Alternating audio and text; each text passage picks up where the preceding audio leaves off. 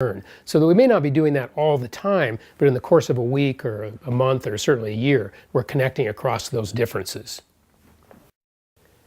Principle 6 brings us to one of my favorite areas of work in my middle school teaching. My classroom work was in middle school, teaching U.S. history, social studies, language arts. And Principle 6, discipline in the classroom, was always a challenge for me with my middle school learners. And if you look at this principle, classroom is managed with firm, consistent, loving control. And I can testify to the fact that in my early years of teaching, I had trouble with all those levels, being firm, being consistent, being maybe too loving in the sense of too friendly, trying to connect too much with being a friend and a peer with kids when I was a young teacher, or not being able to handle the control piece. So I empathize with teachers who are sort of bouncing off the walls of those things. What I say is if we're doing principles 1 through 5 effectively, principle 6 is not so much of an issue. Teachers that have, and some of you may be teachers that have very little problem with classroom control. And I think if you look at what you're doing, these words firm, consistent, and loving. Loving isn't in the form of best friends or parental kind of substitute for a parent. It's that tough love. One of my colleagues calls it mama voice, which men can do too, but that strong, loving voice, high demand, but high acceptance, high love, this kind of environment. And my colloquial phrase for Principle 6 is that respect begins with the teacher. I think that's a paradigm shift for a lot of us, and grew up, at least in my era, where respect was supposed to come first to the adult, and then we respect the students. But in today's culture, a lot of kids coming in again who may not feel comfortable in the school environment, or maybe have adults in their lives who have been difficult in terms of relationships, and maybe not trusting adults, and not being respected sometimes by adults. So a lot of our kids, and these kids can come from all different cultures, all different ethnic groups, all different economic groups, but kids who come in with that, what I call more difficult identity issues, respect is key. So what I say for this one, respect begins with us. We establish and role model that environment of respect. And one of the stories that comes to mind that represents for me the meaning of Principle 6 is an elementary school that I went into, and the principal invited me in to help teachers deal with what they saw as the problem of, quote, black male behavior. They were looking at a lot of discipline issues around kindergarten through 5th grade African-American males. And I went to that school, I noticed most of the teachers were white and female.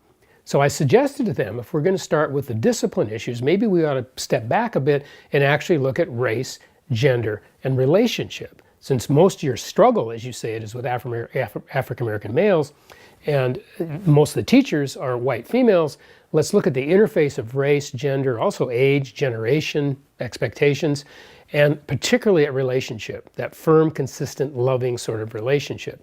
There was quite a bit of pushback in that school initially when we started talking that way, because they wanted to solve the problem of black kids acting out, black males. And actually through work over time, and with a principle that kind of kept people's feet to the fire on this, the relationship issue really started to come forward, and teachers started seeing that their attempt initially, and from the get-go, to build relationships with kids actually significantly lowered the kind of discipline referrals they had to do. So discipline is one. I think you can connect this also with your work in PBIS and other initiatives you have that show that strong, but also very respectful and caring sort of discipline, and where discipline becomes instructive, not punitive. I think that's a key issue. Some of the school cultures I go into are punitive environments. It's almost like adults are looking for kids to be messing up. Other environments I go into, there's that respectful environment, high expectation for behavior. It doesn't mean we're backing off on the behavior expectations. It means we're setting that high standard for respect. We show it, kids bring it back. So this one is Principle 6, that one that focuses on classroom management across differences in today's 21st century schools. Principle 7 is about grouping in our classrooms, the final principle in this model. Doing our instructional strategies in such a way that we honor both the individuality and the collectivity of our kids. That means how they perform individually, how they work with each other. And the main thing in Principle 7 is that we're mixing it up. I think one of the colloquial phrases might be mixing it up in the classroom in terms of the delivery system. Often when I go in and observe classrooms, I feel that we're doing too much large group instruction in most of our classrooms. Not all of you are doing that. I know many of you are very good at using grouping strategies, whether you're preschool, elementary, middle, high school teachers, you're good at using grouping strategies and kind of mixing up the process in a way that, that there's a creative balance of those two, because it's important our kids learn to function individually, to be able to even compete, have a sense that they can compete in an individually focused environment, but also that they can cooperate. And I think if we look at the workplace today, and I've worked in many corporations, the cooperation skills are often the problem. People may be very good at their individual competition and their individuality, but the cooperative skills. So I think the emphasis to me on this one is on grouping. I was in a classroom at the elementary level where a teacher was challenged by the principal to use grouping strategies in her classroom, to use Principle 7. The principal of the school, Principal, P-A-L, challenged all the teachers to do something during a week, a given week, that related to Principle 7. And she used a math lesson and was trying to engage the non-engaged learners by setting up a set of math problems, putting them on 3x5 cards, so they'd have the problem on one card, they'd have the answer on another, and then she divided the group into 6 subgroups and put mixed ability levels in each of those groups, and they had to solve 6 different problems and connect their problem card with their answer card and then come up and show her. And this was a teacher who was very comfortable in large group instruction. She said she almost shut the process down initially when it started because it felt to her like chaos in the classroom. Kids were moving, they were talking, there was noise, but then she started noticing that some of her most previously non-engaged students, ones that she thought were not really engaging in the math work in the large group instruction, were the most engaged in some of the small groups in terms of taking leadership, in terms of making sure they had their answers lined up, and stepping up. So the racial mix in each of these small groups as well was interesting, because some of the kids from the ethnic groups that she had a harder time engaging were taking active leadership in her small group strategy. So after having done this process, and she talked to the principal, she said she's never going to leave this out again. Where she was very uncomfortable with it initially, she now felt it was the primary vehicle for her connecting with kids who she traditionally had not been able to relate to in her classroom.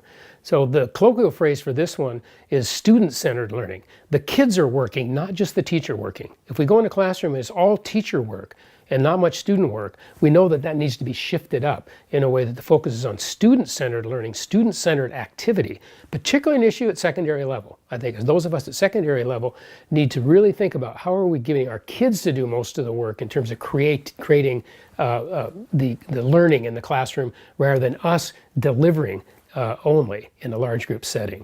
So that's Principle 7.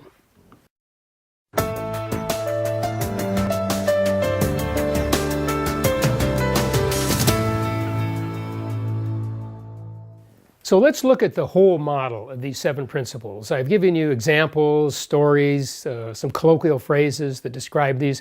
I've asked you to think about your own teaching as I've been going through this sort of talk through of the 7 principles.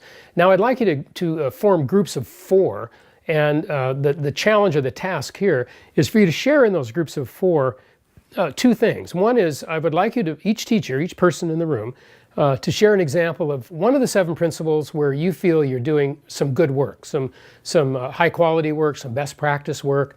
Maybe it's you that's doing that, or you want to share an example of another teacher you see doing that. But one example of what we might call best practices, because I think you're already doing this. As I said earlier, 80% of what you're doing in your classroom is probably reinforcing these 7 principles. So give one example. Everybody be ready to give one example of a best practice, something in your own classroom, something you see in your school related to one of the 7 principles. You can do a couple if you want, but minimum level, 1 principle, 1 example of a best practice. Then I would like each person in your group of 4 to share something that you feel is in the way, someplace where we're not doing it, someplace where it's not working. Another way to look at that would be a place where we need more work, the challenge area, the growth area. So we're going to form those groups of 4 now. Each person is going to take a couple minutes, so this will be maybe an 8 to 10 minute conversation, to share examples of both the doorways in terms of what you're creating and some of the barriers you see, or roadblocks or challenges.